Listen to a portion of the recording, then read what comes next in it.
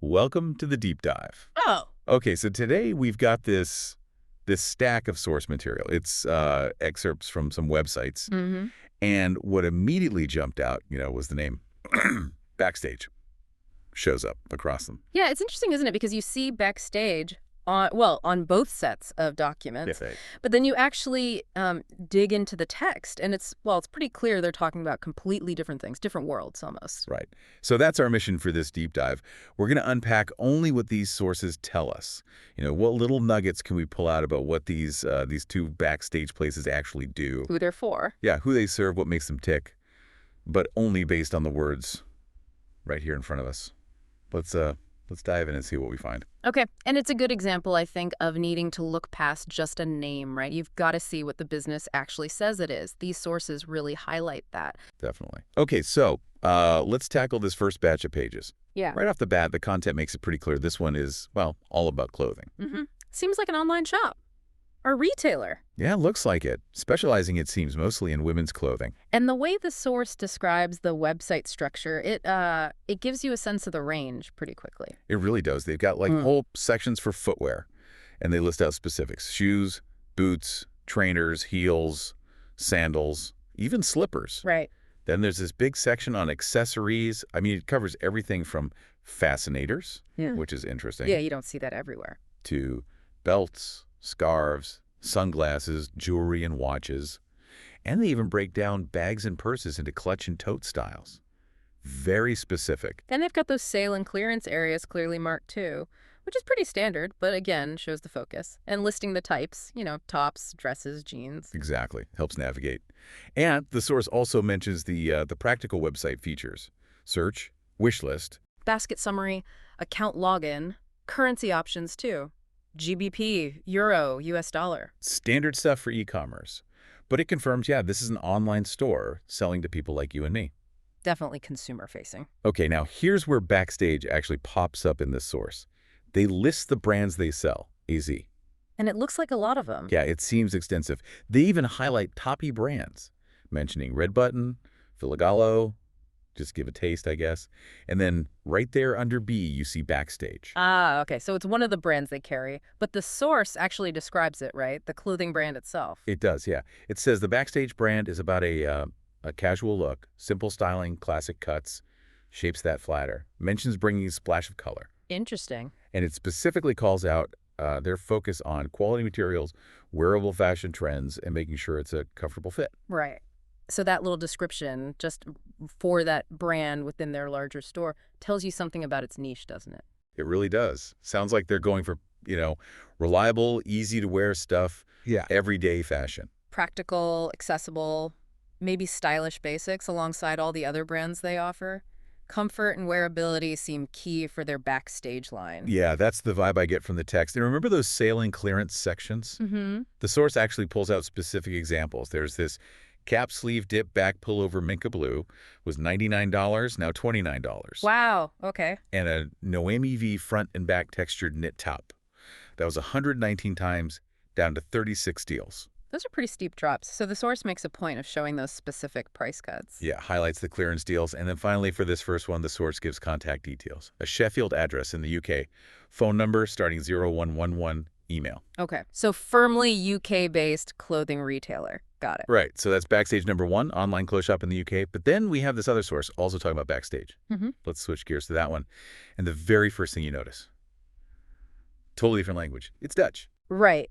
That's an immediate flag. And the subject matter just shifts completely. This one's about professional hair products. Yes, and the company name mentioned here is Backstage Brands. Okay. Brands, plural. Interesting. And what the text emphasizes here, Yeah. it seems like they have, well, maybe two audiences. How so? It mentions cappers, that's hairdressers or barbers, professional. Yeah, professionals. But it also mentions vorthuis, which is for home. Exactly. So they're serving both the salons and the end consumer who wants, the professional grade stuff at home. That's quite different from the first one. And look what they highlight about the products themselves. What stands out there? High-quality ingredients. It actually mentions vegan options specifically. Oh, okay. Formulas without things like parabens and sulfates. And a big push, it seems, on sustainability and eco-friendly packaging. So Different priorities being highlighted compared to the clothing source, which focus more on style and fit. This is about ingredients, ethics, environment. Totally.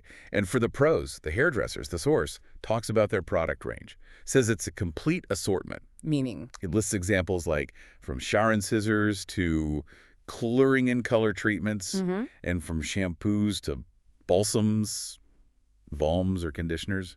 Sounds like, you know, everything a salon might need. One-stop shop. And that seems to be their pitch to the professionals, based on the source text. They call themselves a dedicated partner, a single point of contact. Right. It says this simplifies things for the salons, saves them time so they can focus on the actual hairstyling, nippen, kleuren, scheren, and modelleren. Cutting, coloring, shaving, styling. Makes sense. Streamlining the supply side. But there's more. This source mentions something called the Backstage Academy. Academy, so not just products. Nope.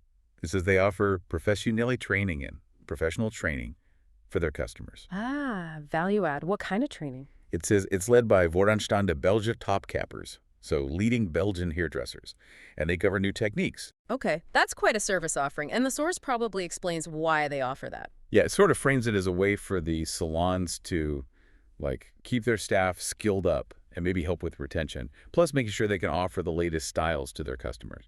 So it's a support system, not just distribution. That's a key part of their model, according to this source. Definitely seems like it. And just like the first source, this one gives contact info too, an address in Schoten, Belgium. Belgium. Okay, different country entirely. Yep. Phone number starts +32, and an email address.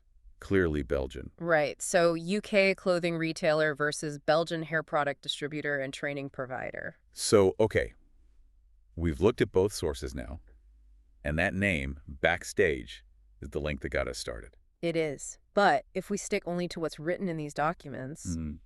what's the connection? Well, that's the thing, isn't it? Based purely on this text. They look completely separate. Yeah. I mean, there's absolutely nothing in either source that suggests they're related, owned by the same people, or anything like that. Just a name. And the differences we pulled out are pretty fundamental. Totally.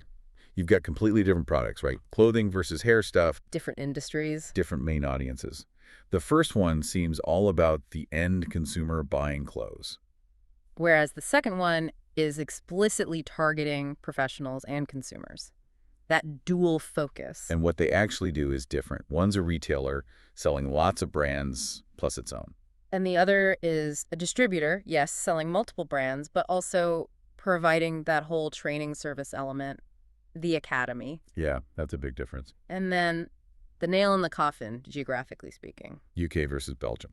Different countries, different phone prefixes, everything. It's really quite striking, isn't it, how you can have the same name used for such different businesses? It really is. Operating in separate markets, different sectors. And it just hammers home that point we made earlier. You can't judge a book or business just by its cover, or its name in this case. The real story, the identity, comes from what they actually do, who they serve, what they emphasize. And our understanding here, it's important to stress, comes only from reading these specific source texts. Right. And the text strongly suggests two independent companies that just happen to share a name. Exactly. Okay, so why does digging into these two backstages matter? Why is this maybe interesting for you listening? Especially if you think about, say, online businesses or branding. Well, I think first, it's just a really clear example of how, names can overlap without necessarily causing chaos. Backstage means something different in the context of fashion retail. Yeah, maybe evokes a sense of style, behind-the-scenes access. Right. Versus backstage brands in professional hair care, where it might imply, I don't know, professional secrets or support. The context defines it. That's a good point. And second, I think comparing what each source emphasizes is fascinating. Remember, the clothing source talks up the huge selection, the brands, the style and fit of its own line, those big sale prices. value and wearability. Exactly. While a hair product source, it's all about ingredient quality vegan, no sulfates, the completeness of the professional range, sustainability. And that whole service angle with the partnership in the training academy. Right. The specific details they choose to highlight in their own text tell you almost everything about who they are and who they're trying to reach. It paints a picture of their strategy. Even before you see a single product photo. Precisely. It's like a little aha moment you get just from carefully reading the sources side by side. Shows how crucial those details are for defining what a business actually is. So there we have it.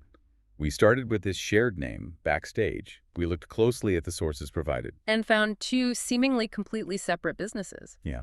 You need focus, different customers, different countries, Yeah. all based only on what the text itself revealed. So maybe the final thought to leave you with, based on these sources, is this. Given how totally distinct these two Backstages appear to be, despite sharing that name, what does that tell us? Maybe about how brands carve out their identity in crowded markets. Or just how easily the same word can exist quite independently across different industries and borders. Something to mull over. Thanks for joining us for this deep dive.